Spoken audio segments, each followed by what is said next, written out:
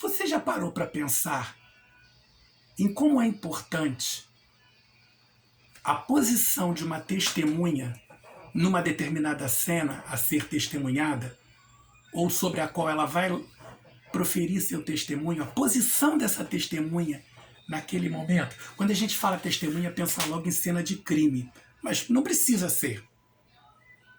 Uma pessoa, por exemplo, que vê uma velhinha atravessando a rua, puxando seu cachorro pela cordinha, está do outro lado da rua acompanhando aquela cena, é uma testemunha da cena. E não está acontecendo crime nenhum, a não ser que alguém atropele a velhinha de propósito. Espero que isso não aconteça, para o bem da velhinha. Imagina, por exemplo, uma briga num bar. E daqui a pouco você vai entender onde é que eu quero chegar com isso e o que isso tem a ver com o nosso conto, ou pode chamar de crônica também, de Luiz Fernando Veríssimo, chamado Detalhes. Vamos voltar lá para a briga no bar. A briga acontece no bar, mas eu não quero me preocupar exatamente com a briga. Eu quero me preocupar com a posição em que se encontra quem vê a briga. A posição pode ser a do cozinheiro do bar. Aquele lá que prepara os drinks lá dentro da cozinha, que prepara os petiscos. Os drinks normalmente é o próprio balconista que prepara, né, o chamado bartender. Aquele que está lá atrás daquela janelinha, preparando os drinks, os petiscos, e que passa os petiscos na bandeja pela janelinha. E de lá ele vê a briga acontecer. Se ele vai contar a história normalmente, o que ele contaria? Bom, eu estava lá, como sempre, já no final de expediente, muito cansado e preparando um prato de pastéisinhos que havia sido pedido por uma mesa. Imagina uma hora daquela, eu ainda fritando pastéis, e aí de repente eu escuto uma confusão e vou ver e está saindo uma briga no meio do salão do bar. É o ponto de vista dele. E se fosse o bartender? Provavelmente ele já começaria assim. Bom, tinha um sujeito enchendo meu saco, sentado na bancada a bancada do bar, e já estava lá no seu 10º drink, eu já não aguentava mais aguentar aquele bêbado, quando de repente irrompe uma terrível briga no meio do salão.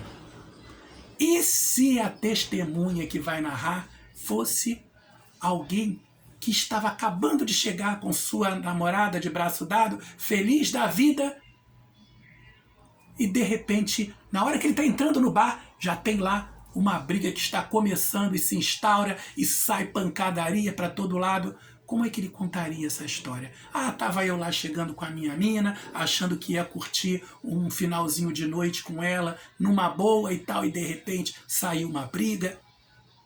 Pontos de vista diferentes da narrativa.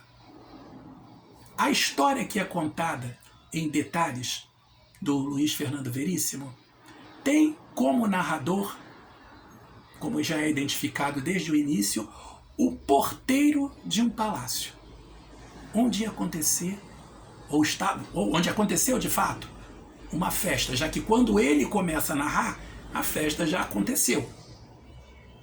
Essa história todo mundo conhece. Todos nós sabemos. Pelos detalhes que ele conta, você sabe que palácio é, que príncipe era aquele e quem era a moça que acaba se tornando o centro das atenções. Todo mundo sabe quem ela é. A história é muito famosa. Mas ela nunca tinha sido contada do ponto de vista do porteiro. Olha que interessante. É o porteiro quem vê a moça chegar deslumbrante, maravilhosa, numa carruagem fantástica, com cavalos lindos, enormes, que parecem ser maiores do que cavalos normais. Ele vê a mulher entrar, ele vai barrar, porque afinal de contas é um porteiro, e como ele diz, em bar e no palácio não pode entrar mulher desacompanhada. Inclusive a gente nunca tinha parado para pensar nisso, né? Porque na história original ela chega no bar desacompanhada. Sim, não vem dizer que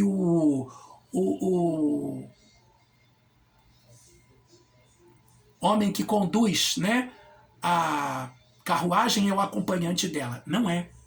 Ela chega sozinha. O que tem com ela ali é o cocheiro, é o acompanhante que abre a porta e também é um empregado subalterno e os cavalos. E aí ela entra. Na história original ela entra sozinha, o que é extremamente estranho. E aí o porteiro aponta isso. Em baile do palácio não entra mulher desacompanhada, mas ela é tão linda, ela é tão maravilhosa, ele fica tão embasbacado que ele deixa ela entrar.